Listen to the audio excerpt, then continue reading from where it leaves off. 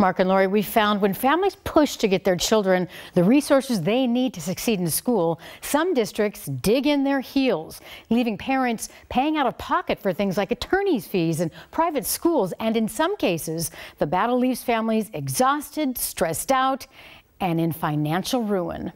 Figuring out rent and mortgage payments. Here's some more stuff. Erin Willison of Bellingham is scrambling to keep her family afloat financially.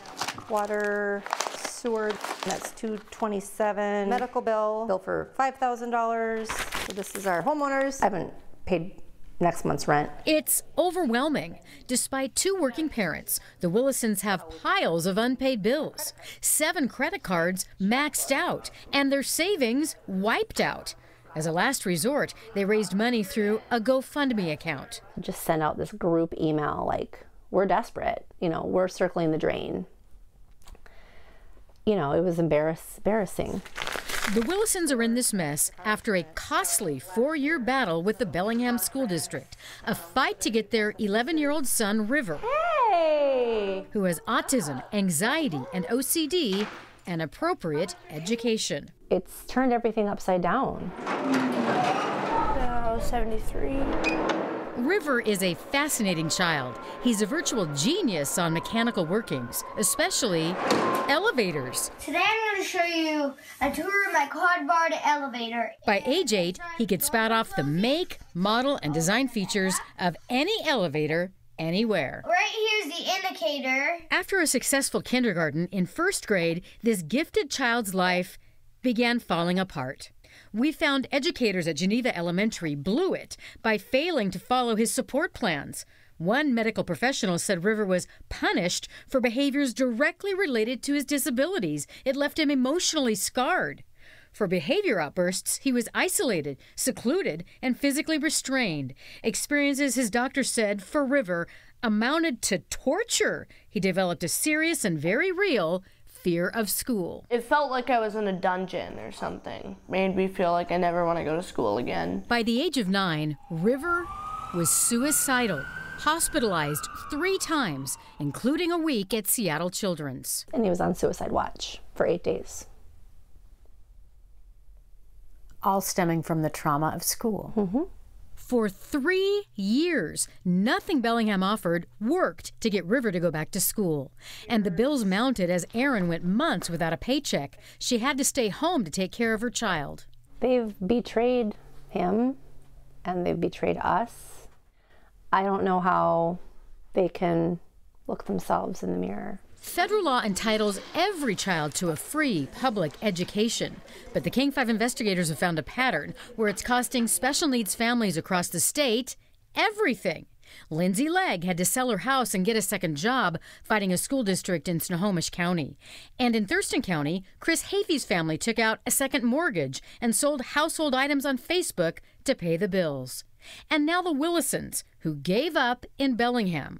They enrolled River in a private school for students just like him, Gersh Academy in Issaquah, 100 miles away from the family's home, with a price tag of $137,000 a year. Money they don't have.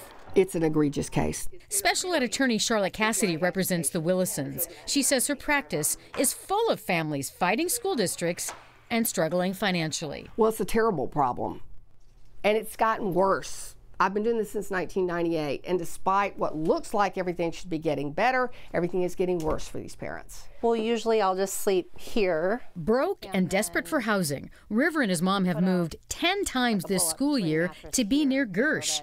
They've lived in friends' basements and slept on couches in Columbia City, North Seattle, Snoqualmie, and Renton, as well as campgrounds in an old trailer without heat, running water, or a bathroom. All to be close enough to a school where River could psychologically handle walking through the door. Okay. With a full-time aide and the right strategies at Gersh, River is now going to school every single day. And for the first time in years, has friends. His parents call the change a miracle, but one that's taken an incredible toll to make happen. We've been displaced from our home. We're not able to be a family the way we need to be right now. And it's stressful, and it doesn't need to be like this. The Bellingham School District declined our request for an interview, but just last month they did settle a suit with the Willisons after a lengthy, expensive legal battle. They've agreed to pay the majority of the family's legal bills and that expensive tuition at Gersh, although they state in the settlement agreement that they are not admitting that they did anything wrong. But boy, let me tell you how that family disagrees with that statement. That was so many years of agony. What's next for this family? You know, they're so happy that he is going to school, but they're still struggling to find places to either rent or find other couches to stay on, and they're not done yet. It doesn't sound like with the Bellingham School District.